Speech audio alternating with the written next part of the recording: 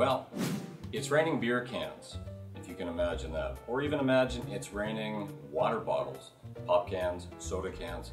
What I'm really trying to say is the volume is so great that sometimes when it comes to a recycling program, it's really hard to understand the volume, or even better than that, even manage the situation. Over the years, I've seen some really creative solutions how to address massive amounts of materials being produced on a weekend or a special event. And I wanted to share with you one of the more creative situations that I've seen to solve a problem. But what's really great about it is it ties right into purpose-driven sustainability programs.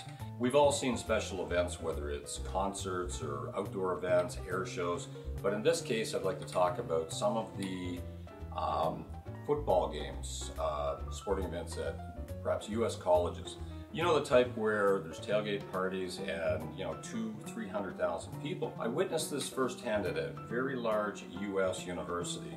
It's 300,000 people for a weekend, and generally sometimes there could be a little bit of drinking, whether it's alcohol or water. So you think about the numbers on this, 300,000 people for 3 days each. Perhaps they would have 6 water bottles, 6 cans of beer.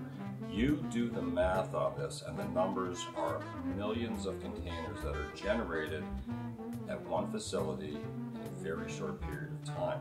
A lot of times organizations simply don't have the resources to handle this, but I saw something that was really cool one time, and it involved the Boy Scouts.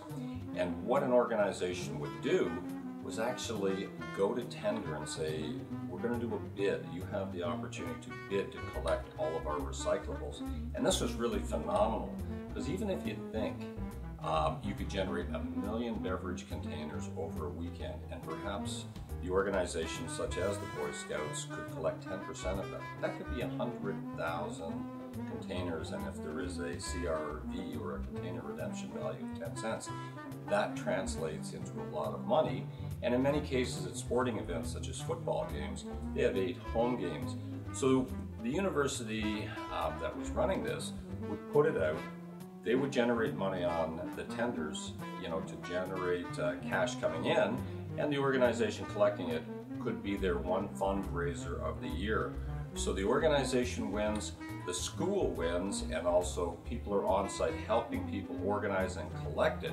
But what I find so impressive about an organization like this is they're truly thinking outside of the traditional blue box and finding a way to solve a high volume problem that benefits not just recycling, not just the organization, but an external non-for-profit organization.